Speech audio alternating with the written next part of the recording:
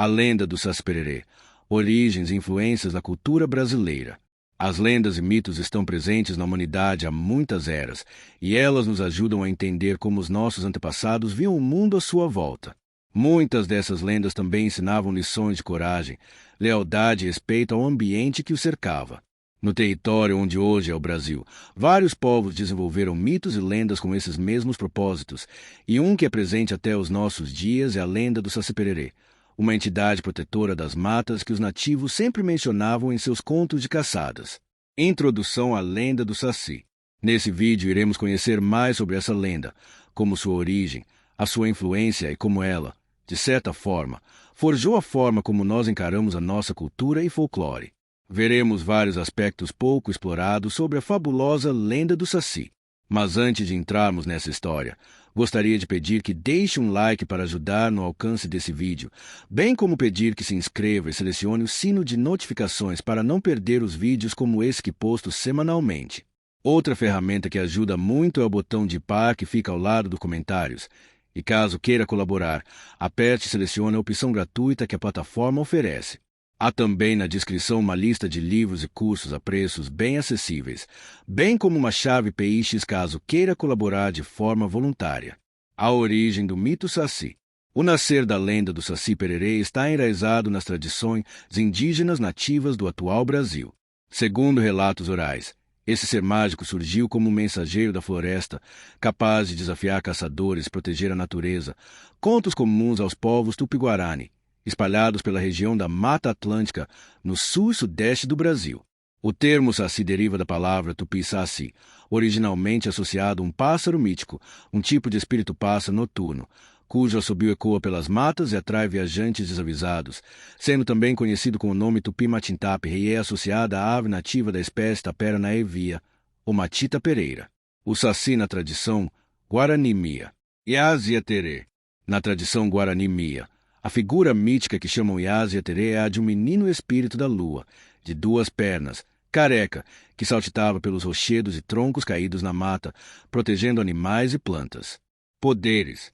Ele presidia redemoinhos de vento, usava oferendas de alimentos e ervas para ser aplacado, e era visto como um guardião da floresta capaz de pregar peças leves em caçadores desavisados. Travessuras. Fazia tranças na crina dos cavalos ou desorientando viajantes com assobios agudos. Essa visão inicial destacava sua condição benevolente e simbiótica com o ambiente natural, refletindo profundo respeito indígena pela floresta e seus seres invisíveis. Nessas tradições, ele também protegia as ervas medicinais e sussurrava dicas aos pajés e curandeiros sobre o momento certo de colher raízes e folhas, garantindo que só quem respeitasse a floresta alcançasse cura. Variações regionais e influência europeia. Com o tempo, cada aldeia adaptou detalhes, criando variantes regionais do Saci, algumas com várias pernas ou poderes específicos. A chegada dos colonizadores europeus introduziu novos elementos na figura do Saci. Missionários registraram as narrativas indígenas em manuscritos, embora muitas vezes desfigurando traços originais. O padre José de Anchieta, vê de 1534 a 1597, na sua obra Arte da Gramática da Língua Mais Falada na Costa do Brasil, 1595, incluiu o termo tupi-apepé para designar o espírito do vento brincalhão, pequeno e fugaz, trazendo a raiz do nome que viria a ser Saci-Pererê. O padre Fernão Cardim, vê 1549 e 1625, em sua História da Província do Brasil, 1612, relatou as crenças dos tupinambás sobre criaturas de uma perna só que apareciam nos redemoinhos das florestas, indicando já naquele período a figura de um tipo de duende saltitante. Registros históricos. Também o padre Antônio Ruiz de Montoya, vê 1585 e 1652, no Tesouro de Lalenguaia Guarani, 1639, registrou Ipê-Perê como equivalente a pequeno redemoinho ou espírito pulverizador, consolidando nas fontes lexicográficas jesuíticas o vocábulo que viria a se fundir na tradição oral como Saci-Pererê. 1595. Padre José de Anchieta registra o termo Iapepé em sua gramática. 1612. Padre Fernão Cardim relata criaturas de uma perna só em redemoinhos. 1639. Padre Montoya registra Ipê-Perê como pequeno redemoinho. Como se popularizou a lenda do Saci? Como vimos, As culturas Tupi-Guarani tinham vários nomes e contos específicos sobre essa figura protetora da mata, e esses contos acabaram sendo abraçados, adaptados dentro da cultura colonizadora europeia, que também tinham os seus próprios contos vindos do outro lado do Oceano Atlântico. Quando os portugueses se instalaram no Novo Mundo, trouxeram consigo contos de trasgos, duendes e gnomos que, segundo relatos medievais, eram seres mágicos que viviam em cavernas e gostavam de pregar peças nos humanos. A representação da carapuça vermelha, que confere invisibilidade e poder ao Saci, deriva diretamente do gorro dos trasgos lusitanos, uma espécie de espíritos protetores dos lares e dos bosques, e que foi gradualmente fundida ao personagem indígena, reforçando seu caráter astuto e mágico. Evolução da lenda nos relatos coloniais. Nos relatos coloniais, a partir do século XVII, há menções a um menino endiabrado que desaparecia em Redemoinhos, mas só passaria a usar carapuça vermelha em versões posteriores, quando o sincretismo cultural já estava estabelecido.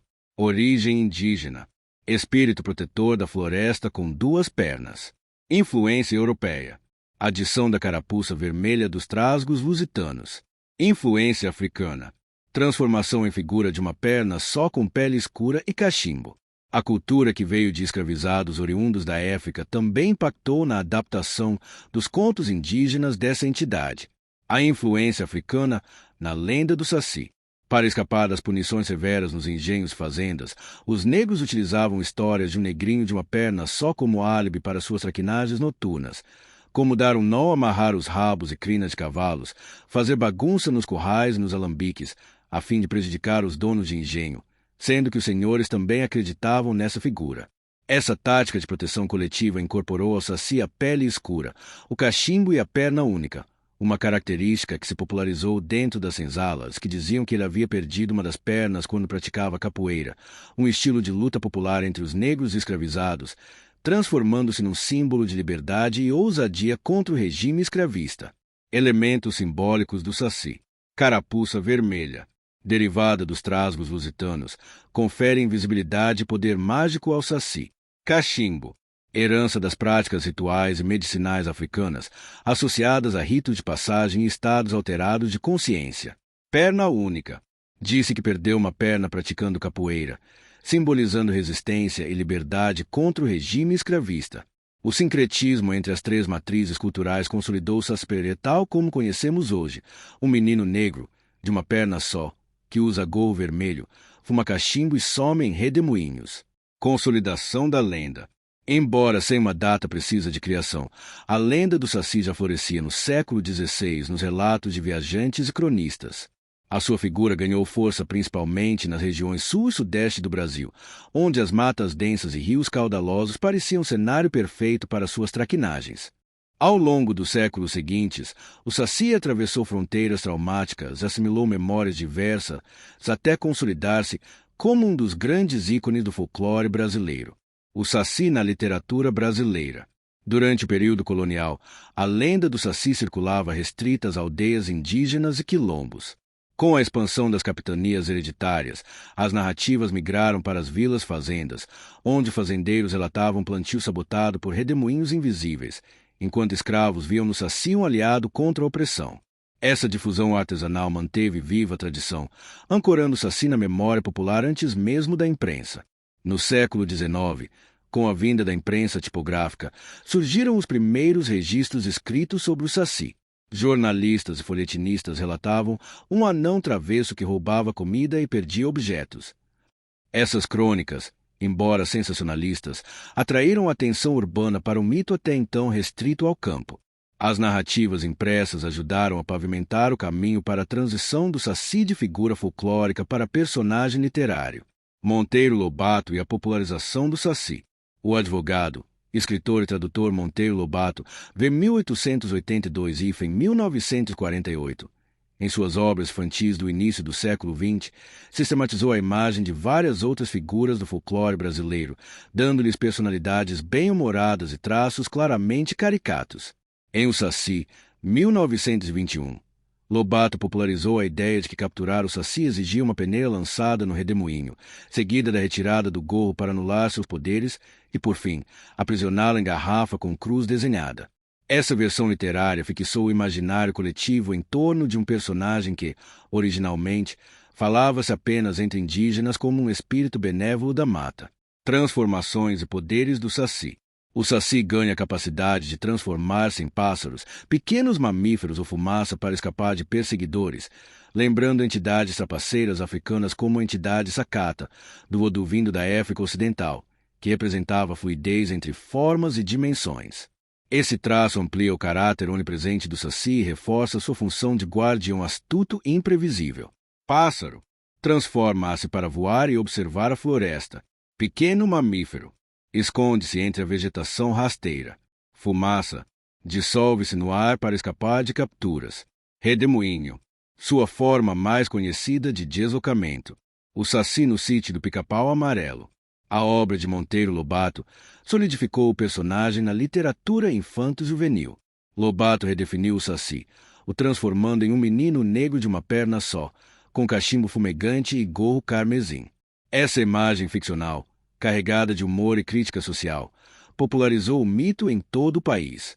Nas páginas da série de contos Sítio do Pica-Pau Amarelo, o Saci se tornou cúmplice das aventuras de outros personagens como Emília e Visconde de Sabugosa, atingindo audiências de todas as idades. O Saci nas mídias brasileiras. Anos 1930. Com o advento do rádio, programas de contos e radionovela inseriram o Saci em suas tramas.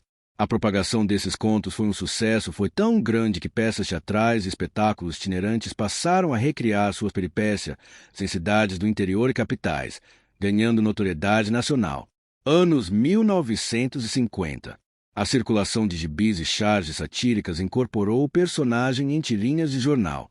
Cartunistas focavam nas traquinagens e essa imagem zombeteira reforçou o Saci como um brincalhão brasileiro, distinto dos heróis europeus ou africanos, adotando como símbolo de uma malandragem genuinamente nacional. Anos 1960 e 70. O cinema mostrou interesse tardio. Alguns curtas-metragens documentaram as lendas regionais, mas o Saci demorou a estrelar filmes de ficção. Já na televisão, adaptações infanto-juvenis voltaram a ressaltar sua personalidade irreverente. O Saci na educação e cultura popular. Programas educativos exploraram o Saci como vetor de valorização do folclore brasileiro, reforçando o orgulho de nossas raízes em plena fase de industrialização acelerada do período militar da época. Nos livros escolares, o Saci passou a figurar nos capítulos de língua portuguesa e estudos sociais. A partir da década de 1980, iniciativas governamentais fomentaram o ensino das lendas nacionais, tentando conter a influência crescente de mitos estrangeiros. O personagem virou mascote em campanhas de incentivo à leitura, inserido em cartilhas e publicações infantis. Seu rosto virou sinônimo de brasilidade divertida, ao mesmo tempo de preservação das tradições. Com o surgimento da internet, blogs e redes sociais reacenderam o interesse pelo Saci Pererê. O legado da lenda do Saci Pererê. O Saci Pererê transcendeu sua origem mítica para se tornar símbolo de um tipo de resistência cultural.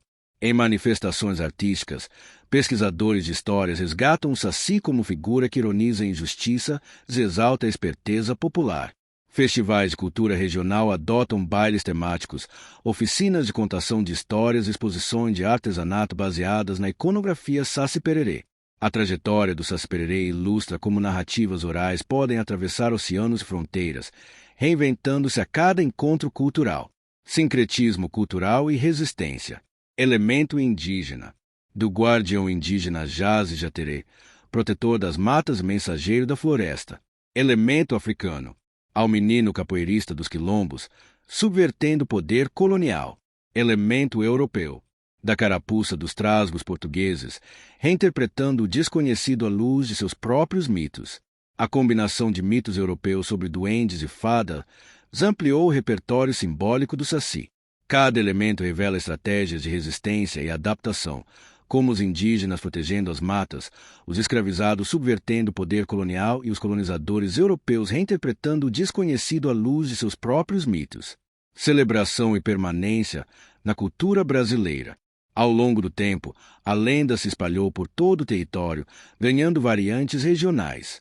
Hoje, a figura do Saci Pererê é celebrada anualmente em 31 de outubro, Dia do Saci, ganhando espaço em quadrinhos, animações, rodas de contação de histórias, campanhas de valorização do folclore brasileiro. Ele permanece vivo na cultura popular não apenas como diversão, mas como lembrança de trajetórias históricas complexas de povos indígenas, africanos e europeus que se misturaram no caldeirão colonial. Ao entendermos suas origens e metamorfoses, reconhecemos o Saci-Pererê como símbolo de nossa identidade plural, capaz de ensinar, ao mesmo tempo, a arte do brincar e a força da resistência cultural, como uma das mais vivas manifestações folclóricas brasileira. O legado do Saci-Pererê se reflete na capacidade de um mito sobrevivente moldar a construção de uma nação, e em cada canto do país, o Saci continua a soprar redemoinhos de encanto, lembrando-nos que a magia está no inesperado e na capacidade de adaptação que surge na alma de um povo. Espero que tenha gostado desse vídeo e se chegou até aqui, deixe um joinha e compartilhe com mais pessoas. Se não é inscrito, considere se inscrever para receber vídeos como esse semanalmente e se já é inscrito, verifique se o sino de notificações está ativado. Na descrição tenho também links para livros e cursos e até uma chave Pix caso considere contribuir com o meu trabalho. Desde já agradeço seu tempo e atenção e até a próxima história. Anos 1930.